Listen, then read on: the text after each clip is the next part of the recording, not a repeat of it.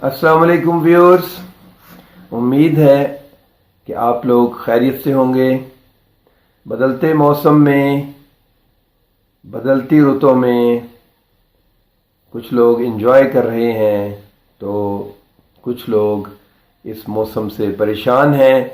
Pollens کا مہینہ ہے، الرجنز جو ہیں وہ پیشنٹس کو تنگ کر رہے ہیں۔ جی ہاں، آج ہم بات کریں گے ایزما کی، الرجی کی، کہ جن پیشنٹس کو ایزما ہے، الرجک ایزما ہے یا دمے کا مسئلہ ہے، سانس کا مسئلہ ہے، تو چلیے شروع کرتے ہیں۔ Viewers, asthma is a chronic condition that can cause the airways in the lungs to become inflamed and narrow. Asthma basically جو ہماری ایئر ویز ہیں، ہمارے لنگز میں، ہمارے پھیپھڑوں میں جو برونکائی ہیں، برونکیولز ہیں، جو سانس لینے کی نالیاں ہیں، ایزما کی وجہ سے وہ انفلیمڈ ہو جاتی ہیں، ان میں ورم آ جاتا ہے، سوجن ہو جاتی ہے اور وہ نیرو ہو جاتی ہیں، تنگ ہو جاتی ہیں، جس کی وجہ سے پیشنٹ کو سانس لینے میں دقت ہوتی ہے، اور اسے ہم عموماً برونکو کنسٹرکشن کہتے ہیں، کہ جو برونکیولز ہیں، وہ جو سانس کی نالیاں ہیں وہ تنگ ہو جاتی ہیں۔ ایلوپیتھی میں اس کے لیے برونکو ڈائلیٹرز دی جاتی ہیں میڈیسن زیادہ تر، اور اس میں بھی جو سڈن اٹیک ہوتا ہے اس میں برونکو ڈائلیٹر انہیلرز دی جاتے ہیں۔ سائن اینڈ سمٹمز کی اگر ہم بات کریں تو ایزما کے جو دمہ کے جو سائن اینڈ سمٹمز ہیں اس میں کھانسی ہوتی ہے، پیشنٹ کو چیسٹ ٹائٹنس بہت فیل ہوتی ہے، wheezing and whistling sounds chest میں سے سنائی دیتی ہیں، جیسے سیٹی بج رہی ہو ویسی آواز آتی ہے، شارٹنس آف بریتھ ہوتی ہے، سانس لینے میں دقت ہوتی ہے، ٹربل ان سلیپنگ، ایسے پیشنٹ رات کو سونا ان کے لیے مشکل ہوتا ہے کیونکہ asthma is generally worsen during night. اور اس کے جو ٹریگرز ہیں ویورز، وہ فورن اینٹیجنز اور الرجنز ہوتے ہیں، جن کو ہم بہتر طریقے سے سمجھتے ہیں، اور یہ ویری کرتے ہیں فرام پرسن ٹو پرسن۔ اس کے اندر ہاؤس ڈسٹ مائٹس ہوتی ہیں، کاکروچز ہوتے ہیں، پولنز ہیں، جو جیسے میں نے شروع میں کہا کہ ویدر چینج ہو رہا ہے، بہار کا موسم ہے، تو فلاورز کے جو پولنز ہیں یہ بھی فضا میں بہت زیادہ ہوتے ہیں اور الرجی کاز کرتے ہیں۔ مولڈز ہوتے ہیں، اور پیٹ جو ہے وہ ڈینڈر بھی اس کا ایک ٹریگر ہے ایزما کا۔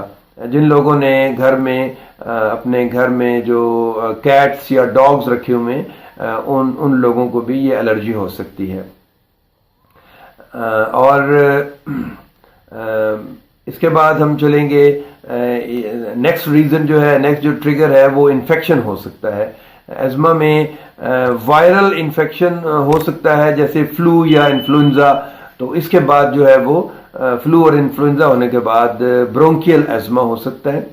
اور اس کے بعد سیزن اگر چینج، جیسے ہم پہلے بات کر چکے ہیں کہ سیزن چینج ہو تب بھی۔ اس کے علاوہ آکوپیشنل ایزما بھی ہوتا ہے، جس کو ہم انڈسٹریل ایزما بھی کہتے ہیں، due to toxic by product produced in the industry. جو لوگ انڈسٹری میں کام کرتے ہیں، فیکٹریوں میں کام کرتے ہیں، اور کچھ جو زہریلے مادے وہاں پہ پروڈیوس ہوتے ہیں due to the production of different things, ان سے انہیں الرجی ہوتی ہے اور انہیں سانس کی بیماری ہو سکتی ہے۔ اس کے علاوہ ڈسٹ سے الرجی ہوتی ہے لوگوں کو، کولڈ سے الرجی ہوتی ہے، اور یہ پیشنٹ جو ہے ڈسٹ اور کولڈ کی وجہ سے ان میں ایزما کے جو سمٹمز ہیں وہ پائے جاتے ہیں۔ ویورز، اب ہم ڈسکس کریں گے ہومیوپیتھک میڈیسنز، لیکن اس سے پہلے میں ایک گزارش کرنا چاہوں گا کہ ایزما جو ہے وہ بہت ہی ایک سیویئر قسم کی ڈیزیز ثابت ہو سکتی ہے پیشنٹ کے لیے، اسپیشلی جو ایکیوٹ اٹیک آف ایزما ہوتا ہے وہ۔ تو جو پیشنٹس برونکو ڈائلیٹرز پر ہیں، انہیلرز لے رہے ہیں یا کوئی بھی برونکو ڈائلیٹرز نیبولائزر کی صورت میں لے رہے ہیں، وہ اپنے برونکو ڈائلیٹرز کو مت چھوڑیں ڈیورنگ دا ٹریٹمنٹ. خاص طور پر جب ہومیوپیتھک کی ٹریٹمنٹ لیں تو برونکو ڈائلیٹرز کو مت چھوڑیں، اور in case of any sudden attack they must use their bronchodilators. اب ہم بات کریں گے ہومیوپیتھک میڈیسن کی. سب سے پہلے ایکونائٹ کی بات کریں گے. ایکونائٹ کی جو پیشنٹس کے سمٹمز ہیں وہ یہ ہیں کہ اگر ڈرائی کف ہے پیشنٹ کو اور ونٹر میں کنڈیشن زیادہ ورس ہو جاتی ہے، ایگریویٹ ہو جاتی ہے، ویزنگ اینڈ وسلنگ ساؤنڈ سنائی دیتی ہیں چیسٹ سے، ٹائٹنس and construction of the chest, بہت ٹائٹنس فیل ہوتی ہے اور گھٹن محسوس ہوتی ہے. Patient is rest less and fearful, بہت ہی پیشنٹ جو ہے وہ بے چینی کی حالت میں ہوتا ہے اور خوف میں مبتلا ہوتا ہے. تو ایکونائٹ ایسے پیشنٹ میں 200 کی ڈوز میں 200 کی پوٹینسی میں آپ سڈن اٹیک میں ایکیوٹ ایزما میں ریپیٹڈلی جو ہے وہ دیں گے پیشنٹس کو، اور آدھے گھنٹے بعد آپ سٹارٹ میں دیں گے، اور جو کنڈیشن بہتر ہو تو آپ ڈیوریشن بڑھا سکتے ہیں.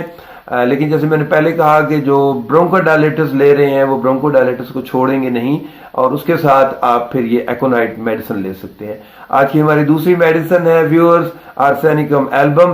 آرسینیکم ایلبم میں پیشنٹس میں وسلنگ ساؤنڈ سنائی دیتی ہیں، ٹائٹنس آف چیسٹ ہے، ڈرائی ماؤتھ اس کی بہت بڑے ایک سمٹم ہے اس کا.